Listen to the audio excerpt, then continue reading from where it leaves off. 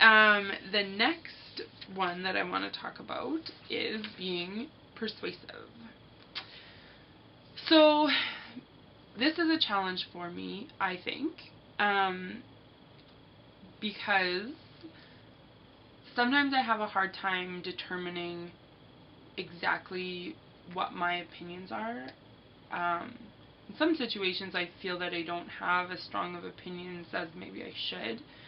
And the thing that I'm going to talk about persuasiveness in my fieldwork placement experience is communicating with clients effectively so that they see sort of my viewpoint and what is best for them in their recovery or in their therapy with me. So again, for my most recent placement, I was working with a little guy who we were working on letters and we were trying to get him to write the first letter of his name. And my very first session that I did independently with him, I did not communicate very effectively with him, and he ended up not wanting to write his letter at all, and not really participating. And I think, I was nervous about doing it with him, and I communicated with him in such a way that I would ask him, do you want to write the letter E? And he would say no, and that left me with not a whole lot of wiggle room in terms of how to persuade him to do something he really didn't want to do. So I talked to my preceptor about it. I had watched her work with him, and I just sort of, got up the courage to believe that what I was doing with him was important and that he wanted to do it and it was fun, and to make it fun, so that I could persuade him to do something that I really believed in. And that's half the battle for me, is, believing in what I'm doing. And I think it's important to do that, otherwise why are you doing it?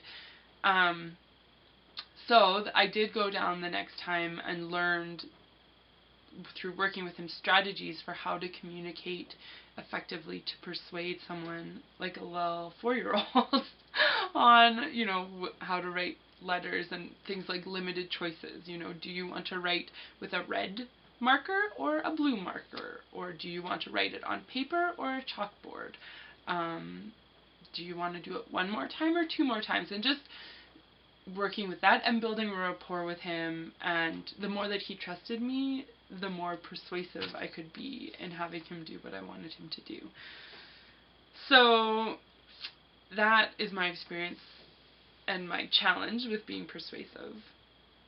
My role model for this personality trait is a good friend of mine that I used to date, and he is probably the most persuasive person I've ever met.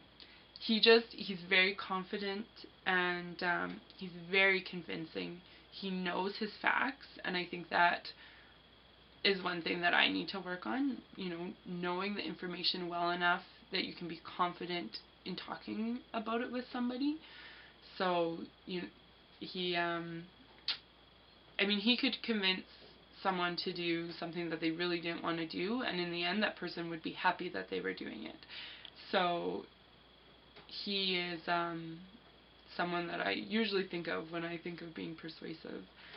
So yeah, he's a very influential person. Anyways, so that is my persuasive spiel.